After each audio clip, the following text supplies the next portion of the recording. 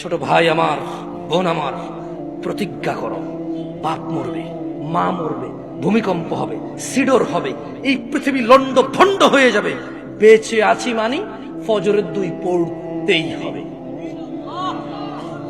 বেঁচে আছি মানে জোহর, আসর, মাগরিব, ইশা পড়তেই হবে।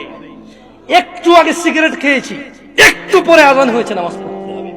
একটু আগে পর্নোগ্রাফি, উদঙ্গ সিনেমা দেখেছি, একটু পরে আজান হয়েছে, নামাজ পড়তেই হবে। ঘুমের মধ্যে কাপড় চোপড় নষ্ট হয়েছে, মা জানে, বাপ জানে, ভাবি জানে, বোন জানে, সবাই জানে। এখন গোসল করলে সবাই বুঝবে কেন গোসল করছো। সবাই বুঝলে বুঝুক, না বুঝলে নাই। আরে বুঝলেই কি না বুঝলেই কি, আমার কাপড় নষ্ট হয়েছে, গোসল আমার ফরজ হয়েছে, আমি গোসল করবো, নামাজ পড়বো।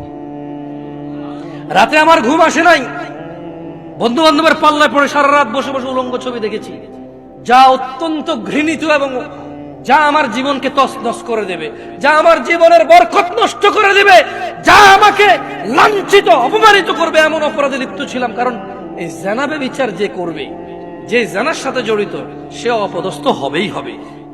আখিরাতে তো তার আছেই। এই একটাই অপরাধ জানাবে বিচার, একটাই অপরাধ অশ্লীলতা, যেটা শাস্তি আল্লাহ দুনিয়াতে দিয়ে দেয়। কোথায় দেয়? আখিরাতে তো আছেই। সারা রাত উলঙ্গ ছবি দেখেছো, দেখে নিজের জামা কাপড় নষ্ট করেছো, অপবিত্র করেছো নিজেকে, অসুবিধা নাই।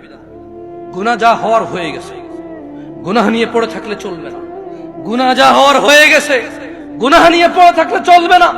যাও গোসল করো, ফজরে আযান হয়েছে, সালাতে যাও, 2 রাকাত সুন্নাত পড়ে আল্লাহর কাছে ক্ষমা চাও, 2 রাকাত ফরজ পড়ে আল্লাহর কাছে ক্ষমা চাও।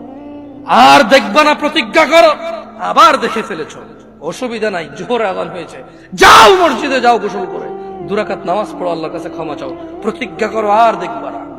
আবার দেখে ফেলেছো, অসুবিধা নাই, পরের ওয়াক্ত আযান হয়েছে, যাও মসজিদে যাও।